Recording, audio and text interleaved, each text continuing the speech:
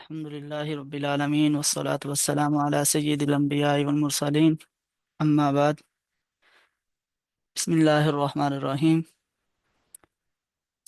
کل کے سبق میں ہم نے پڑھا تھا کہ ماہ جمادی الاخری کے تعارف اور فضائل اور اعمال،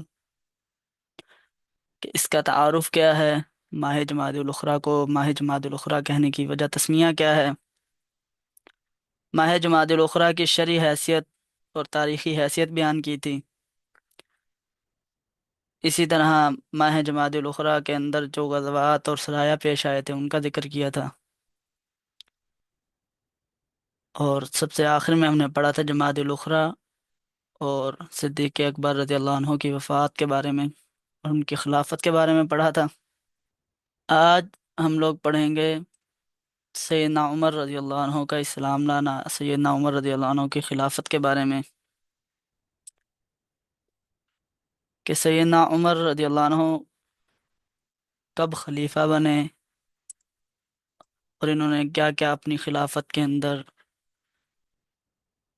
کام سر انجام دیے، کون کون سے ملکوں کو فتح کیا. سیدنا عمر رضی اللہ عنہ کا مختصر سب سے پہلے تعارف آپ حضرات کے سامنے ذکر کر دیتا ہوں. سیدنا عمر رضی اللہ عنہ کون تھے اور کس قبیلے سے تھے اور کیا نام تھا ان کا اصل؟ حضرت عمر رضی اللہ عنہ کا جو مکمل نام ہے وہ ہے عمر بن خطاب. یہ قریش کے معزز ترین خاندان بنو عدی سے تعلق رکھتے تھے. نبی کریم صلی اللہ علیہ وسلم سے تقریباً 13 سال بعد پیدائش ہوئی ان کی. جاہلیت میں بھی عقل، شجاعت، بہادری اور انصاف کے لیے بہت مشہور تھے. ان کا جو اسلام لانا تھا وہ ایک حضور صلی اللہ علیہ وسلم کی حضرت عمر رضی اللہ عنہ کے بارے میں، حضرت عمر رضی اللہ عنہ کے حق میں دعا کرنے کی وجہ سے اللہ رب العالمین نے آپ صلی اللہ علیہ وسلم کی دعا کو قبول فرمایا ہے، جس میں آپ صلی اللہ علیہ وسلم نے ارشاد فرمایا تھا کہ یا تو ابو جہل کو مسلمان کر دیں یا پھر عمر کو، یعنی کہ دو عمر میں سے ایک عمر کو اسلام میں داخل کر دیں. تو ایک عمر سے مراد تو حضرت عمر فاروق رضی اللہ عنہ تھے، دوسرے عمر سے مراد عمر تھے جس کا لقب ابو جہل تھا. تو اس لحاظ سے حضرت عمر رضی اللہ عنہ کو مراد رسول صلی اللہ علیہ وسلم بھی کہا جاتا ہے. تو حضرت عمر رضی اللہ عنہ جب قریش کے مخالفت حد سے زیادہ گزر گئی آپ صلی اللہ علیہ وسلم کے خلاف، مسلمانوں کے خلاف، تو قریش نے دارالندوہ میں مشورہ کیا کہ کوئی شیر دل نوجوان جائے اور جا کے رسول اللہ صلی اللہ علیہ وسلم کو نعوذ باللہ شہید کر دیں. اور کون یہ کام کر سکتا ہے؟ تو اس کے لیے مختلف نوجوان کھڑے ہوئے، ہر کسی نے کہا بھی میں جاتا ہوں، کسی نے کہا میں جاتا ہوں. لیکن جو قریش کے سرداران تھے انہوں نے کہا کہ یہ کام ان کے بس کا نہیں ہے، کوئی اور نوجوان کھڑا ہو. تو پھر آخر میں بنو عدی کے نوجوانوں میں سے حضرت سیدنا عمر رضی اللہ عنہ کھڑے ہوئے. تو اس وقت چونکہ یہ کافر تھے، انہوں نے کہا سرداران قریش سے کہ میں یہ کام مکمل کروں گا. تو سرداران قریش نے کہا، جن میں ابو جہل بھی تھا، کہ ہاں یہ نوجوان یقیناً اس قابل ہے، اس کٹھن کام کو، اس مشکل کام کو یہی سر انجام دے سکتا ہے. فیصلہ ہو جانے کے بعد عمر بن عبد الخطاب دارالندوہ سے نکلے. ان کے ہاتھ میں ننگی تلوار تھی اور چہرے پر عجیب غصے کی کیفیت کے ساتھ خود کلامی کے انداز میں کچھ کہتے ہوئے جا رہے تھے. اچانک راستے میں نعیم بن عبداللہ سے آمنا سامنا ہو گیا. نعیم رضی اللہ عنہ کا تعلق بھی بنی عودی سے تھا اور وہ اسلام لا چکے تھے مگر ابھی تک اپنے اسلام کا اظہار نہیں کیا تھا. تو نعیم نے پوچھا، عمر کیا بات ہے، بڑے غصے میں نظر آ رہے ہو، کہاں جا رہے ہو؟ عمر نے کہا، ہاں میں آج غصے میں ہوں، اس شخص کو قتل کرنے جا رہا ہوں جس نے ہمارے باپ دادا کا دین بگاڑ دیا ہے. تو نعیم بن عبداللہ نے بڑی حکمت کے ساتھ اسے کہا، اچھا اگر یہ بات ہے تو پہلے اپنے گھر کی تو خبر لے، تمہاری بہن فاطمہ بنت خطاب اور تمہارا بہنوئی سعید بن زید بھی آبائی دین کو چھوڑ کر صحابی آپ صلی اللہ علیہ وسلم کا دین کو قبول کر چکے ہیں۔ تو اس خبر نے حضرت عمر رضی اللہ عنہ کو اور غصہ دلا دیا۔ وہ دار ارقم یعنی کہ آپ صلی اللہ علیہ وسلم کی طرف جانے کی بجائے بہن کے گھر کی راہ لی انہوں نے۔ وہاں پہنچ کر دیکھا تو گھر کا دروازہ بند ہے اور اندر سے کسی چیز کے پڑنے کی آواز آ رہی ہے۔ دروازہ کھٹکھٹایا تو بہن نے دروازہ کھولا۔ بہن نے جیسے دروازہ کھولا تو حضرت عمر رضی اللہ عنہ نے ان سے پوچھا کہ آپ کس چیز کی تلاوت فرما رہی تھی، کیا پڑھ رہی تھی تم؟ بہنوئی سے پوچھا کیا پڑھ رہے تھے، دونوں سے پوچھا تو پہلے تو انہوں نے کچھ بھی جواب نہ دیا۔ اس پر ان کو غصہ اور زیادہ ہو گیا اور بہنوئی کو بھی غصہ ہوئے اور مارنا شروع کر دیا۔ بہن بچانے کے لیے آئی تو انہیں بھی مارنا شروع کر دیا، خوب پیٹا یہاں تک کہ وہ لہو لہان ہو گئی۔ تو اس موقع پر فاطمہ بنت خطاب جو تھی، انہوں نے اپنا جذبہ ایمانی کے ذریعے بڑی جرت کے ساتھ اور استقامت سے کہا بڑی استقامت سے کہا کہ عمر سن لو، ہم مسلمان ہو چکے ہیں، ہم نے شرک اور بت پرستی سے برات حاصل کر لی ہے، بت پرستی کو چھوڑ دیا ہے، شرک کو چھوڑ دیا ہے، اب ہم ایک اللہ کی عبادت کرتے ہیں۔ تم جو کچھ کرنا چاہو کر لو، ہماری ہڈیاں توڑ سکتے ہو توڑ دو، جو کچھ بھی کرنا چاہو کر لو، ہم ایمان سے ہٹنے والے نہیں ہیں۔ جب حضرت عمر رضی اللہ عنہ نے اپنی بہن کے یہ الفاظ سنے تو عمر کے دل کے پر بھی چوٹ لگی اور وہ زمین پر بیٹھ گئے۔ پھر کہا کہ مجھے وہ صحیفے دو جو تم پڑھتے ہو۔ تو انہوں نے فرمایا کہ ہم اس صحیفے کی توہین برداشت نہیں کر سکتے جو ہم پڑھتے ہیں، جو اللہ رب العالمین کا قرآن ہے، اس کی ہم توہین برداشت نہیں کر سکتے اور نہ ہی کسی مشرک کو دے سکتے ہیں، کیونکہ اسے تو صرف پاک لوگ ہی اٹھا سکتے ہیں جو ہر نجاست سے پاک ہوں۔ تو انہوں نے کہا اچھا مجھے خود سنا دو تو میں اس کی توہین بھی نہیں کروں گا۔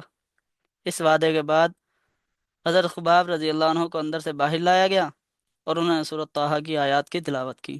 تو چھوٹی چھوٹی آیات میں اتنا مؤثر پیغام رکھا گیا تھا کہ اعجاز قرآنی پر انسان کی عقل دنگ رہ جاتی ہے۔ قرآن حکیم پورے سود کے ساتھ پڑھا جا رہا تھا اور عمر کے دل کی دنیا میں عظیم الشان انقلاب برپا ہو رہا تھا۔ تو جیسے ہی حضرت عمر رضی اللہ عنہ نے یہ آیات سنی تو فوراً دار ارقم کی طرف روانہ ہوئے اور دروازے پر جا کر دستخط دی۔ تو ایک صحابی نے دروازے کے سوراخ میں سے ان کے ہاتھ میں ننگی تلوار دیکھ کر دروازہ کھولنے کے بجائے واپس حضور صلی اللہ علیہ وسلم کے پاس آ کر سرگوشی کے انداز میں کہا کہ یا رسول اللہ، عمر بن خطاب دروازے پر کھڑا ہے، اس کے ہاتھ میں تلوار ہے۔ حضرت حمزہ رضی اللہ عنہ جو صرف 3 دن پہلے مسلمان ہوئے تھے، انہوں نے جواب دیا کہ اگر اللہ کے بندے دروازہ کھول دو، اگر وہ نیک ارادے سے آیا ہے تو سر آنکھوں پر، اگر اس کا کوئی ارادہ اور ہے، آپ صلی اللہ علیہ وسلم کو شہید کرنے آئے ہیں، کوئی نقصان پہنچانے آیا ہے، تو ڈرنے کی ضرورت نہیں، میں اس کا سر اسی کی تلوار سے قلم کر دوں گا۔ دروازہ کھولا، حضرت عمر رضی اللہ عنہ اندر آئے، سیدھے حضرت صلی اللہ علیہ وسلم کے پاس پہنچے۔ آپ صلی اللہ علیہ وسلم نے ان کی چادر پکڑ کر کھینچا اور کہا عمر کیسے آئے ہو؟ عرض کیا اسلام قبول کرنے کے لیے حاضر ہوا ہوں، پھر کلمہ شہادت پڑھا اور اسلام میں داخل ہو گئے۔ حضور صلی اللہ علیہ وسلم کی زبان مبارک سے تکبیر کا نعرہ نکلا اور سبھی صحابہ نے بھی آپ کی تقلید میں اللہ کی رضا، اللہ کی پاکیزگی بیان کی، اللہ کی کبریائی کا اعلان کیا۔ تو جو دار ارقم تھا وہ تکبیر کے نعروں سے گونج اٹھا۔ تو کچھ دن گزرے، حضرت عمر رضی اللہ عنہ آپ صلی اللہ علیہ وسلم کے پاس آئے اور کہا کہ اے اللہ کے رسول، کیا ہم حق پر نہیں ہیں؟ تو آپ صلی اللہ علیہ وسلم نے فرمایا یقیناً ہم حق پر ہیں۔ اس پر عرض کیا پھر ہمیں دار ارقم کی بجائے بیت اللہ شریف میں جا کر نماز پڑھنی چاہیے۔ چنانچہ اسی روز مسلمان دار ارقم سے 2 صفیں بنا کر نکلے، ایک صف کے آگے حضرت حمزہ رضی اللہ عنہ تھے اور دوسری صف کے آگے حضرت عمر بن خطاب رضی اللہ عنہ تھے، اور مسلمان اس شان و شوکت کے ساتھ حرم شریف میں آئے اور وہاں نماز ادا کی، اور حضرت عمر رضی اللہ عنہ نے سرداران قریش کو متنبع کر دیا کہ وہ اسلام میں داخل ہو گئے ہیں۔ تو یہ خبر جب قریش نے سنی تو قریش کے ہاتھوں کے طوطے اڑ گئے اور اہل علم کے نزدیک حضرت سیدنا عمر بن خطاب رضی اللہ عنہ مراد رسول بن گئے۔ حضرت عمر رضی اللہ عنہ کی خلافت میں جو مشہور ملک فتح ہوئے ان میں سے شام، عراق، جزیرہ، خوزستان، عجم، اذربائیجان، فارس، کرمان، خراسان اور مکران فتح ہوئے۔ بلوچستان کا بھی کچھ حصہ فتح ہوا تھا۔ حضرت عمر رضی اللہ عنہ کی جو سب سے بڑی خوبی تھی وہ یہ تھی کہ جو ان کی رائے ہوتی تھی اکثر وہی بات پیش آ جاتی تھی، یہاں تک کہ ان کی بہت سی آراء مذہب کے احکام بن گئی ہیں۔ کئی مواقع پر خود اللہ رب العالمین نے ان کی رائے کی تاکید فرمائی ہے، جیسے کہ نماز کے اعلان کے لیے جب ایک طریقہ طے کرنے پر مسئلہ سامنے آیا تو لوگوں نے مختلف مشورے دیے۔ کسی نے کہا کہ ناقوس بجا لیا جائے، کسی نے کہا نکارہ بجانے کی رائے دی، کسی نے آگ جلانے کی رائے دی، لیکن اس وقت حضرت عمر رضی اللہ عنہ نے یہ رائے دی کہ کیوں نہ ایک آدمی مقرر کر دیا جائے جو نماز کا منادی اور نماز کے وقت سارے حضرات کو، جتنے بھی صحابی تھے، ان سب کو جمع کرے۔ حضرت صلی اللہ علیہ وسلم نے حضرت بلال رضی اللہ عنہ کو حکم دیا کہ اذان دے۔ چنانچہ پہلا دن تھا جب اذان کا طریقہ شروع ہوا، اور در حقیقت اذان سے بہتر کوئی اور طریقہ نہیں ہو سکتا تھا، اس لیے حضرت عمر رضی اللہ عنہ کی بات کو رکھا گیا۔ اسی طرح بدر کے قیدیوں کا جب معاملہ پیش آیا تو جو رائے حضرت عمر رضی اللہ عنہ کی تھی وہی بھی اسی کے مطابق نازل ہوئی۔ اور اسی طرح حضرت صلی اللہ علیہ وسلم کی ازواج مطہرات شرعی پردہ نہیں کرتی تھی کیونکہ پردے کا احکام نازل نہیں ہوئے تھے۔ تو حضرت عمر رضی اللہ عنہ کو بار بار اس بات کا خیال آیا کہ آخر انہوں نے ایک دن آپ صلی اللہ علیہ وسلم کو بات عرض کر دی کہ اے اللہ کے رسول پردہ کرایا کریں۔ دوسری طرف حضرت صلی اللہ علیہ وسلم کو اس بارے میں وحی کا انتظار تھا۔ آخر پردے کی آیت نازل ہوئی تو تمام مسلمان عورتوں پر پردہ فرض ہو گیا۔ اسی طرح عبداللہ بن ابی منافقوں کا جو سردار تھا، اس کی نماز جنازہ کا پڑھنے کی درخواست جب آپ صلی اللہ علیہ وسلم سے ہوئی تو آپ صلی اللہ علیہ وسلم نے بھی چاہا کہ نماز جنازہ پڑھ دیں، لیکن اس موقع پر حضرت عمر نے عرض کیا اللہ کے رسول آپ منافق کے جنازے کی نماز پڑھیں گے؟ حضرت صلی اللہ علیہ وسلم نے اس کی نماز جنازہ پڑھا دی۔ اسی وقت اللہ تعالیٰ کی طرف سے آیت نازل ہوئی، اس میں منافقوں کی نماز جنازہ پڑھنے سے روک دیا گیا۔ تو اسی طرح بہت ساری آراء، بہت سارے مشورے جو صدیق اکبر رضی اللہ عنہ کی خلافت میں بھی حضرت عمر رضی اللہ عنہ نے دیے، جن میں سے ایک یہ تھا کہ حضرت عمر رضی اللہ عنہ نے قرآن جمع کرنے پر حضرت صدیق اکبر سے درخواست کی کہ قرآن کو جمع کیا جائے، لیکن حضرت صدیق اکبر نے کہا کہ میں وہ کام کیسے کر سکتا ہوں جو رسول اللہ صلی اللہ علیہ وسلم نے نہیں کیا۔ حضرت عمر رضی اللہ عنہ نے کئی بار حضرت صدیق اکبر سے کہا، یہاں تک کہ اللہ رب العالمین نے صدیق اکبر کے دل میں بھی یہ بات ڈال دی کہ حضرت عمر کی رائے درست ہے۔ تب حضرت ابوبکر صدیق رضی اللہ عنہ نے حضرت زید بن ثابت سے فرمایا کہ قرآن کو ایک جگہ جمع کر لیں۔ اور زید بن ثابت کو یہ کیوں فرمایا تھا؟ اس لیے کہ حضرت زید بن ثابت کاتب وحی بھی تھے۔ یہ سن کر انہوں نے کہا میں وہ کام کیسے کر سکتا ہوں جس کا حکم حضرت صلی اللہ علیہ وسلم نے مجھے نہیں دیا۔ تو حضرت ابوبکر رضی اللہ عنہ نے بار بار ان سے یہ بات فرمائی۔ آخر اللہ تعالیٰ نے حضرت زید کا دل بھی کھول دیا، حضرت زید کے دل میں بھی یہ بات ڈال دی کہ ایسا کیا جائے، اس طرح قرآن ایک جمع کیا گا، ورنہ پہلے یہ تھا کہ مختلف جگہوں پر مختلف لوگوں کے پاس تھا، اور ایسا حضرت عمر رضی اللہ عنہ کی رائے سے ہوا، اب یہ ایک ہی جگہ پر قرآن جمع ہو گیا۔ اسی قسم کے اور بھی واقعات ہیں جو کہ حضرت عمر رضی اللہ عنہ کی رائے کے برابر ثابت ہوئے۔ تو آپ صلی اللہ علیہ وسلم کا حضرت عمر رضی اللہ عنہ کے ساتھ ایک بہت اچھا تعلق تھا۔ جب صحابہ وغیرہ جتنے بھی صحابہ تھے ان کے روزینے یعنی کہ تو کچھ وظیفے مقرر کرنے کا ارادہ فرمایا تو عبد الرحمن بن عوف رضی اللہ عنہ کا مشورہ تھا کہ سب سے پہلے حضرت عمر رضی اللہ عنہ کا یہ وظیفہ مقرر کیا جائے۔ تو حضرت عمر رضی اللہ عنہ نے خود فرمایا نہیں، سب سے پہلے حضرت صلی اللہ علیہ وسلم کے جو متعلقین ہیں ان کے وظیفوں کو پہلے مقرر کیا جائے۔ تو پہلے سب سے پہلے بنو ہاشم سے شروع کیا، ان میں سے بھی پہلے حضرت علی، پھر حضرت عباس، پھر بنو ہاشم کے بعد حضرت صلی اللہ علیہ وسلم سے نسبت میں قریب جو تھے بنو امیہ تھے ان کو دیا، پھر اس کے بعد بنو عبد الشمس، پھر بنو نوفل، اور پھر عبد العزا کو، یہاں تک کہ حضرت عمر رضی اللہ عنہ کا قبیلہ بنو عدی 5ویں نمبر پر تھا، اسی درجے میں اسے رکھا گیا۔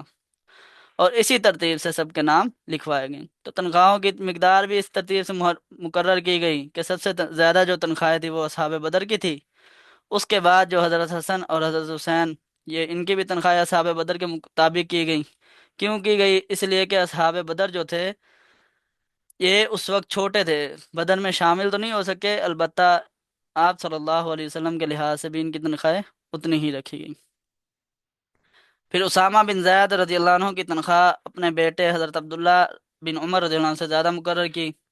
تو اس پر حضرت ابن عمر رضی اللہ عنہ، جو کہ حضرت عمر رضی اللہ عنہ کے بیٹے تھے، انہوں نے اعتراض کیا اور کہا کہ آپ نے میری تنخواہ اسامہ بن زید سے کم مقرر کی ہے۔ جواب میں آپ نے فرمایا کہ رسول اللہ صلی اللہ علیہ وسلم کو اسامہ اور اس کے والد تیرے باپ سے زیادہ عزیز رکھتے تھے۔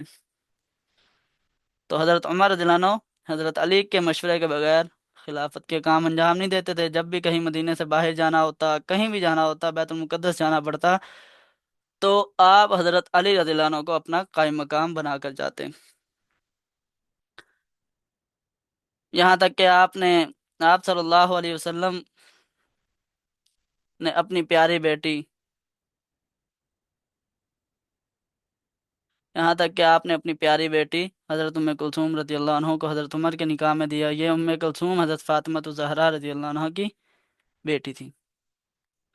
تو حضرت عمر رضی اللہ عنہ نے جو بہت ساری فتوحات کی، شام، عراق، جزیرہ، خوزستان، عجم، ارمینہ، آذربائیجان، فارس، کرمان، خراسان، مکران، تو یہ سارے کے سارے صدیق اکبر رضی اللہ عنہ کی بدولت تھا، کیونکہ انہوں نے اپنی خلافت میں، چاہے ان کا عرصہ بہت کم تھا، لیکن انہوں نے اپنی خلافت میں بہت ساری ایسی فتوحات کی طرف، ایسے ممالک کی طرف لشکروں کو روانہ کر دیا تھا۔ پھر اچانک بیمار ہو گئے تو انہوں نے بیماری کی حالت میں ہی حضرت عمر رضی اللہ عنہ کے خلاف، حضرت عمر رضی اللہ عنہ کے لیے وصیت لکھوا دی بھی ایسا لکھا جائے، اور اس وصیت پر عمل کیا گیا اور حضرت عمر رضی اللہ عنہ کو خلیفہ مقرر کیا گیا۔ پھر حضرت عمر رضی اللہ عنہ زخمی ہو گئے، تو زخمی حالت ہونے کے بعد حضرت عمر رضی اللہ عنہ نے 6 صحابہ کرام کے نام تجویز کیے اور فرمایا کہ میرے بعد ان میں سے کسی ایک کو خلیفہ بنا لینا۔ وہ 6 کون تھے؟ ان میں سے ایک حضرت عثمان رضی اللہ عنہ تھے، دوسرا حضرت علی رضی اللہ عنہ تھے، تیسرا حضرت سعد بن ابی وقاص رضی اللہ عنہ تھے، چوتھے حضرت عبد الرحمن بن عوف رضی اللہ عنہ تھے، پانچویں حضرت طلحہ بن عبداللہ رضی اللہ عنہ تھے، اور چھٹے نمبر پر حضرت زبیر بن عوام تھے۔ تو جب حضرت عمر رضی اللہ عنہ کی شہادت ہوگی، شہادت کے بعد پھر مجلس شورا کا اقتدام ہوا، تو پھر سب نے حضرت عثمان کو خلیفہ مقرر کر لیا۔ خلافت عمر رضی اللہ عنہ کی جو خصوصیات تھی، وہ سب سے پہلے تو یہ تھی کہ عدل و انصاف، کہ انصاف کا ایسا نظام قائم کیا، انصاف کا ایسا نظام قائم کیا تھا حضرت عمر رضی اللہ عنہ نے کہ دشمن بھی تعریف کرتے تھے۔ کیسر روم نے کہا عمر سو رہے ہیں اور اس کی رعایا امن میں ہے۔ کیوں؟ اس لیے کہ حضرت عمر کے بارے میں مشہور ہے کہ ایک واقعہ بہت زیادہ مشہور ہے کہ رات کو نکلتے تھے اور اپنی رعایا کا حال معلوم کرتے تھے۔ تو ایک جگہ جا رہے تھے رات کے ٹائم، تو کچھ بچوں کے رونے کی آواز آئی، اور والدہ جو تھی انہوں نے بس پانی کو چولہے پہ رکھا ہوا تھا تسلی دینے کے لیے، دل بہلانے کے لیے۔ تو جب حضرت عمر نے یہ حالت دیکھی تو ان کے لیے کچھ کھانے کے لیے بھی لے کر آئے، اور فرمایا کہ صبح عمر کے دربار میں حاضر ہونا۔ تو صبح پھر جب آئے، خود حالانکہ وہ جب وزن اٹھانے کے لیے، جو سامان اٹھانے کے لیے گئے تھے، خود اٹھا کے لائے۔ غلاموں نے کہا بھی تھا حضرت عمر رضی اللہ عنہ سے کہ ہم اٹھا کر لے جاتے ہیں، تو فرمایا کہ کیا آخرت کے دن بھی تم میرا بوجھ اٹھا سکو گے؟ انہوں نے کہا نہیں، تو کہتے پھر آج مجھے یہ بوجھ اٹھانے دیں۔ حضرت عمر رضی اللہ عنہ نے جو انتظامی کام کیے، جو آج تک دنیا کے جدید ممالک بھی کرتے ہیں، نمبر 1 عدالتیں تھی، نمبر 2 پولیس کا نظام، نمبر 3 بیت المال کی باقاعدہ ترتیب حضرت عمر نے بنائی، محکمہ فوج بھی حضرت عمر نے بنایا، وظائف بھی حضرت عمر نے مقرر کیے، شہروں کا قیام بھی انہوں نے کیا، گورنروں کی نگرانی کا مضبوط نظام بھی انہوں نے کیا۔ اور شہادت ذی الحجہ 23 ہجری میں ہوئی، جمادی الثانی کے مہینے میں، اور نماز جنازہ جو ہے حضرت صہیب رضی اللہ عنہ نے پڑھائی، اور جنت البقیع کے بجائے حضرت حضور صلی اللہ علیہ وسلم کے پہلو میں مدفون ہوئے۔ تو یہ مختصر سا تعارف تھا حضرت عمر رضی اللہ عنہ کا۔ اس کے بعد جو جمادی الاخری میں واقعات پیش آئے ان میں سے ایک تھا ماہ جمادی الاخری وفات سیدنا عطاب بن اسید رضی اللہ عنہ، جلیل القدر صحابی تھے یہ بھی، آپ صلی اللہ علیہ وسلم سے بہت زیادہ محبت رکھتے تھے۔ ان کی ولادت 612 عیسوی میں مکہ مکرمہ میں ہوئی، اس وقت اسلام کی ابتدا تھی۔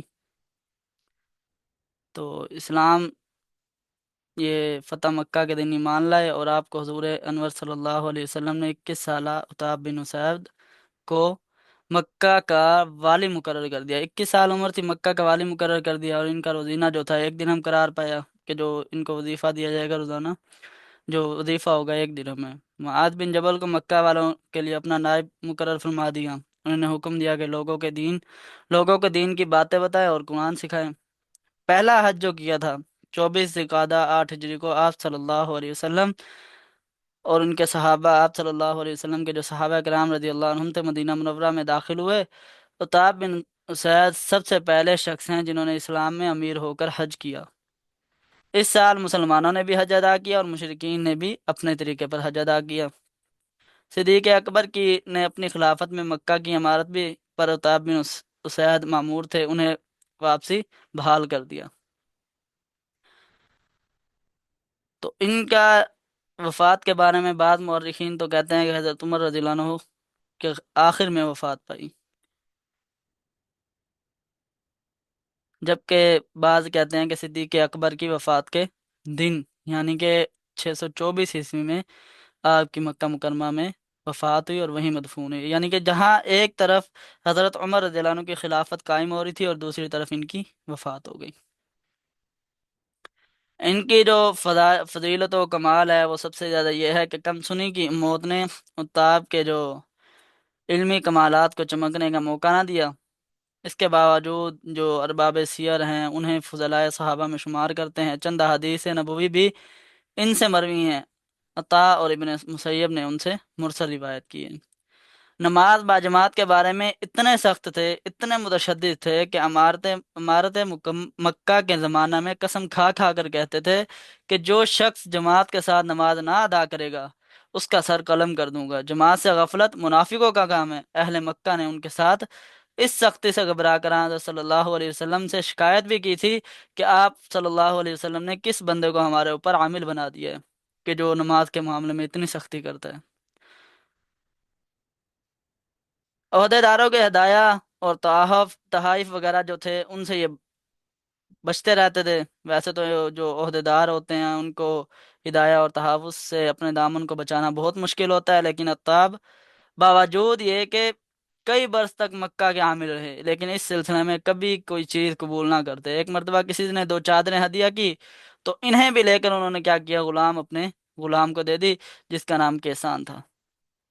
قناعت میں یہ بہت ہی اعلیٰ تھے کہ عام طور پر جو حکام ہوتے ہیں، عہدیدار ہوتے ہیں، ان میں قناعت نہیں ہوتی، لیکن عطاب کی ذات اس سے مستثنا کی کہ حضرت صلی اللہ علیہ وسلم نے ان کے اخراجات کے لیے 2 درہم روزانہ مقرر فرمائے تھے۔ عطاب اس موقع پر کانے تھے، اسی پر کانے رہے، یعنی کہ یہ نہیں کہا کہ مجھے زیادہ دو یا کم دو، بلکہ کہا کرتے تھے کہ جو پیٹ 2 درہم میں نہیں بھرتا اس کو خدا کبھی آسودہ نہیں کرے گا، کبھی نہیں بھرے گا۔ اور اسی مہینے میں حضرت صلی اللہ علیہ وسلم کے غلام ابو کبشہ کی وفات بھی ہوئی۔ ان کی وفات بھی 13 ہجری ماہ جمادی الثانی جمادی الاخری میں ہوئی۔ یہ بات تو واضح نہیں آئی کہ یہ آپ صلی اللہ علیہ وسلم کے غلام تھے یا ان کے رشتہ دار کون تھے ابو کبشہ کا ذکر، لیکن آپ کی وفات 22 جمادی الاخری 13 ہجری کو ہوئی، جس دن حضرت عمر رضی اللہ عنہ خلیفہ کے طور پر ذمہ داری سنبھالی تھی۔ اسی طرح اس ماہ جمادی الاخری کے اندر جو بڑا سانحہ پیش آیا وہ بابری مسجد کا تھا، کہ بابری مسجد کا سانحہ بھی اسی ماہ جمادی الاولیٰ کے اندر پیش آیا، جمادی الاخری کے اندر پیش آیا۔ بابری مسجد کی تاریخ کیا ہے، بابری مسجد کب تعمیر ہوئی؟ बाबरी मस्जिद सन 1528 ईस्वी में मुगल बादशाह ज़हीरुद्दीन बाबर जो थे, उन्हों उन्हीं के हुक्म से एक सिपह सालार मीर बाकी ने अयोध्या में तामीर करवाई। मस्जिद की तामीर मजबूत पत्थर, चूने और स्याह ग्रेनाइट से की गई थी। तीन बड़े गुंबद थे, कुशादा सहन, अंदरूनी मेहराब इसकी नुमायाँ खसूसियात थी। ये मस्जिद 464 साल तक कायम रही, और बाबरी नाम रखने की वजह भी यही थी कि इसको ज़हीरुद्दीन बाबर ने बनवाया था, तामीर करवाया था। क्योंकि उसने खुद नाम नहीं लिखा रखा, लेकिन उसके बाद इसी नाम से मशहूर हो गई।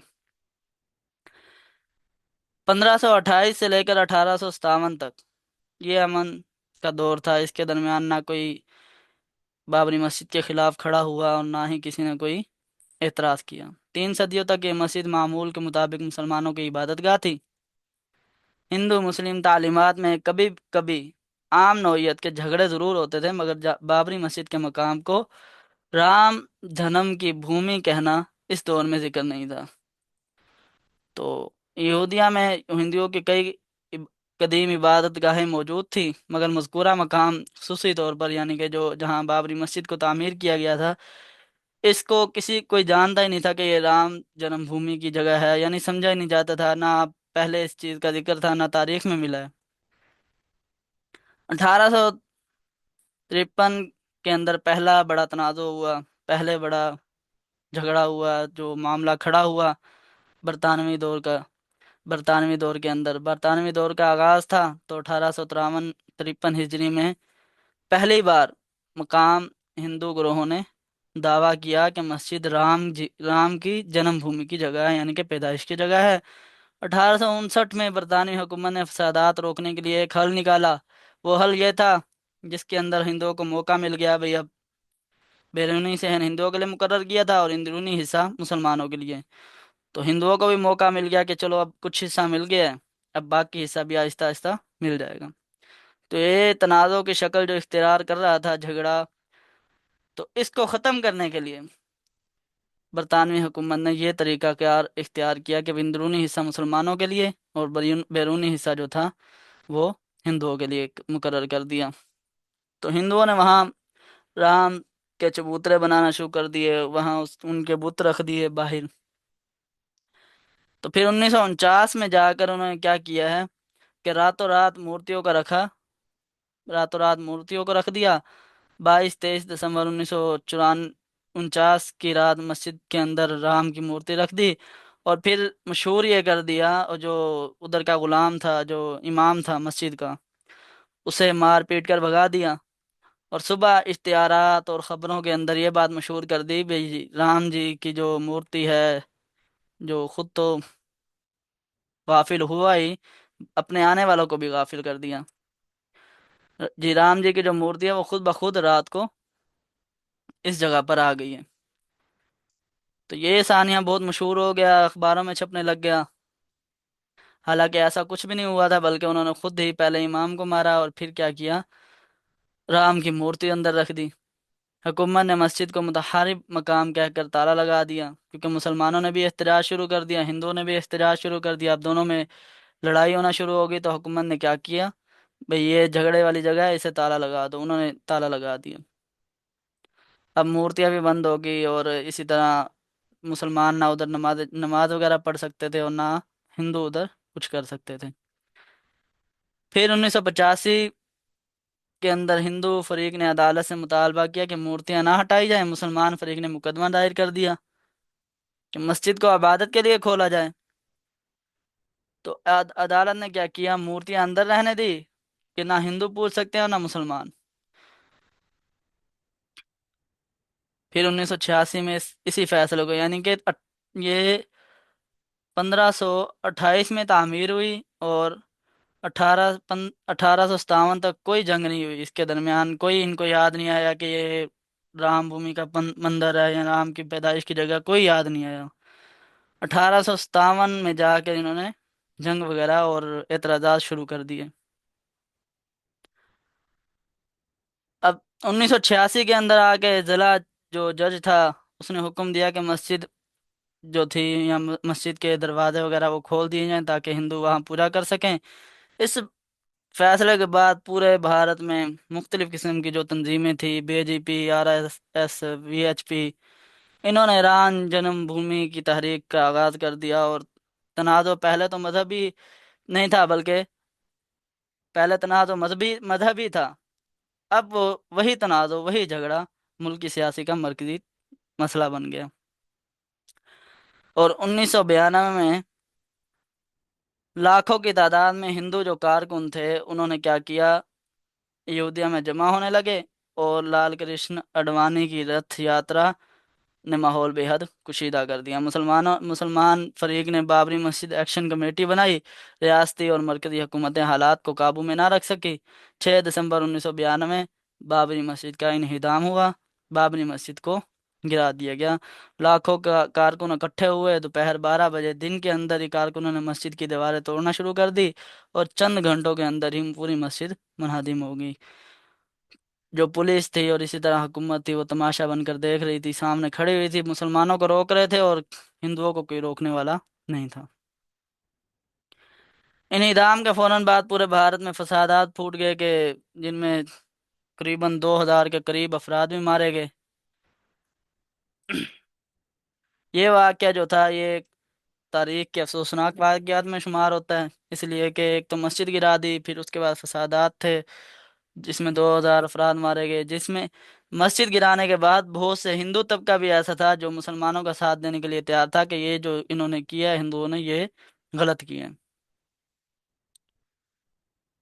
تو یہ پھر اس کے بعد اس مقدمہ جاری ہو گیا۔ ادھر وہ چاہ رہے تھے کہ ادھر رام مندر بنے، مسلمانوں کی خواہش یہ تھی، مسلمانوں کے دل کی جو دل کا جو درد تھا وہ یہ تھا کہ ادھر مسجد دوبارہ تعمیر کی جائے۔ تو پھر ان کے درمیان فیصلہ یہ ہوا کہ 2020 کے اندر، 2020 سے 2024 کے درمیان یہ فیصلہ کر دیا کہ رام مندر کی تعمیر کی جائے، اور مسلمانوں کو انہوں نے بابری مسجد سے ہٹانے کے لیے بابری مسجد کے مقابل میں تھوڑا، مطلب کہ ایک جگہ بابری مسجد جہاں پہلے موجود تھی اس جگہ پر تو رام مندر بنوا دیا، اب دوسری جگہ پر نئی جگہ دے دی، بھی 5 ایکڑ کے پلاٹ آپ لے لیں، ادھر مسجد تعمیر شروع کر دیں۔ تو جو آج کل نئی بابری مسجد کے لحاظ سے مشہور ہے ابھی بھی ہندوستان میں۔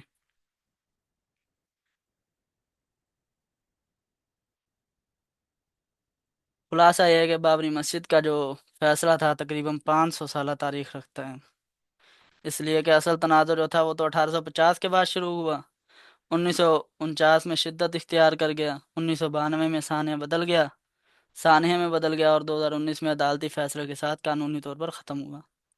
تو یہ مکمل جو تھا یہ فیصلہ مذہبی نہیں تھا، بلکہ تاریخی، سیاسی، سماجی اور تہذیبی حیثیت رکھتا تھا۔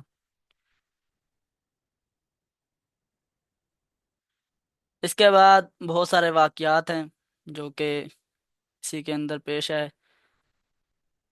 جماعت الثانی کے اندر، جن میں سے حضرت امام احمد بن حنبل رحمہ اللہ، ان کے بیٹے کی وفات، حضرت عبداللہ رحمہ اللہ کی وفات ہوئی 290 ہجری میں۔ اسی طرح امام ابو زرعہ عبد الرحمن بن عمر دمشقی، ان کی بھی وفات اسی مہینے میں ہوئی۔ اور اسی طرح وفات جو تاریخ لکھنے والے ابو الحسن علی بن حسین المسعودی، مورخ ہیں بہت بڑے، ان کی وفات 345 ہجری میں ہوئی۔ ابو احمد عبداللہ بن عدی الجرجانی، ان کی وفات بھی اسی میں ہوئی، اسی مہینے میں 265 ہجری میں ہوئی۔ ابو بکر عبداللہ بن احمد القفال مروزی، اس کی بھی اس مہینے کے اندر، ماہ جمادی الاخری کے اندر 417 ہجری میں وفات ہوئی۔ اور بغداد میں شدید سیلاب جمادی الاخری کے اندر آیا 466 ہجری میں۔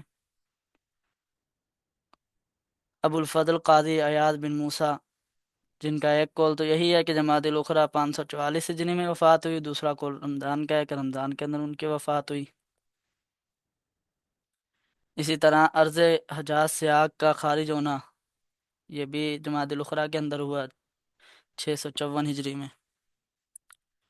اکبر بادشاہ، اس کی وفات 1014 ہجری میں ہوئی جمادی الاخری کے اندر۔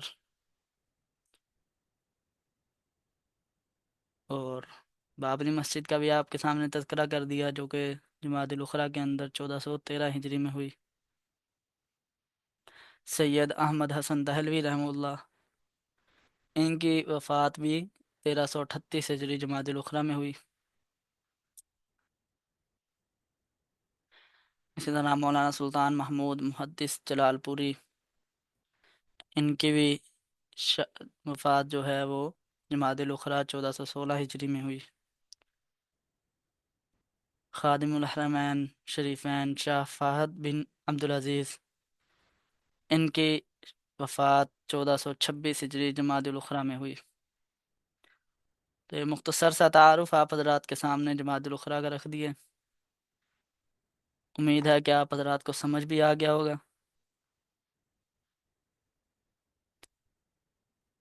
اگر کسی کو کوئی بات سمجھ نہیں آئی تو بتا دیں ابھی، یا کوئی مسئلہ یا کوئی ایسی بات جو سبق کے حوالے سے سمجھ نہ آئی ہو۔ تو اس سبق ماہ جمادی الاخری کا جو خلاصہ ہے وہ یہ ہے کہ جمادی الاخری میں جمادی الاخری کو کہنے کی وجہ تسمیہ، کیا وجہ تسمیہ ہے؟ جمد سے جمادی جو ہے یہ جمد سے ہے، جمد کا معنی ہے جم جانا۔ تو عرب کے علاقوں میں اس موسم میں سخت سردی کی وجہ سے پانی جم گیا تھا، اس لیے اس کو جمادی الاخری یعنی دوسرا جڑنے جمنے پانی دوسرا برف جمنے کا مہینہ کہا جاتا ہے۔ شرعی حیثیت کے اعتبار سے تو اس کے اوپر کوئی فضیلت وغیرہ نہیں ہے، البتہ تاریخی لحاظ سے اس کو تھوڑی فضیلت حاصل ہے، کہ تاریخی لحاظ سے یہ مہینہ بہت اہم ہے، کیونکہ اس کے اندر صدیق اکبر رضی اللہ عنہ کی وفات ہوئی۔ اور غزوات و سرایا، اس کے اندر 4 غزوات سرایا پیش آئے۔ اسی طرح دوسرے آگے پھر سیدنا عمر رضی اللہ عنہ کی خلافت بھی اسی مہینے کے اندر ہوئی۔ اسی مہینے کے اندر اقتدام کیا حضرت سیدنا عمر فاروق رضی اللہ عنہ نے، اسی مہینے میں خلافت کو سنبھالا۔ ان کا مختصر تعارف آپ حضرات کے سامنے رکھ دیا ہے کہ اسلام کیسے لایا، اور آپ صلی اللہ علیہ وسلم کی دعا کا مصداق بننا، اور صدیق اکبر کا مسلمانوں اسلام میں آنے کے بعد، اسلام قبول کرنے کے بعد مسلمانوں کو بیت اللہ میں نماز ادا کرنے کا حکم دینا۔ اور اسی طرح صدیق اکبر کا جو خلافت کے متعلق وصیت لکھنا، تو یہ بھی صدیق اکبر نے سب سے پہلے ایسا قدم اٹھایا تھا کہ اپنے بعد خلیفہ مقرر کر کے گئے۔ پھر حضرت عمر رضی اللہ عنہ نے کتنے سارے ممالک فتوحات کیے، فتح کی، اسلام کو کتنا پھیلایا، کن کن ممالک میں پھیلایا، وہ بھی آپ حضرات کے سامنے ذکر کر دیے۔ اور حضرت عمر کے بارے میں یہ بات بھی مشہور ہے کہ اگر بعض حضرات کہتے ہیں کہ اگر دوسرا عمر ہوتا تو اسلام جو ہے پوری دنیا میں عام ہو جاتا، پوری دنیا اسلام کے تحت ہوتی۔ اس کے بعد جمادی الاخری کے اندر جو واقعات پیش آئے، جن میں سے سیدہ عتاب بن اسید رضی اللہ عنہ کی وفات کا ذکر ہے، سیدنا ابو کبشہ جو کہ نبی کریم صلی اللہ علیہ وسلم کے غلام ہیں، ان کا ذکر ہے۔ اسی طرح دیگر واقعات مختصر آپ حضرات کے سامنے بیان کیے۔ اور اسی طرح بابری مسجد کا سانحہ ہوا تھا 6 دسمبر 1992 ہجری میں، عیسوی میں۔ تو اس کا تذکرہ بھی آپ حضرات کے سامنے رکھ دیے کہ کب یہ تعمیر ہوئی۔ 1528 میں تعمیر ہوئی، 300 سال تک کسی نے کوئی آواز نہیں اٹھائی۔ پھر آخر میں آ کے تنازع شروع ہو گیا، تنازع بڑھتا بڑھتا ہماری بابری مسجد، جو کہ مسلمانوں کے لیے بہت ہی عبرتناک مواقع میں سے ہے، کہ ہمارا گھر، اللہ کا گھر، جن کی حفاظت کرنا مسلمانوں پر فرض ہے، وہ ہمارے سے چھن گئی ہے۔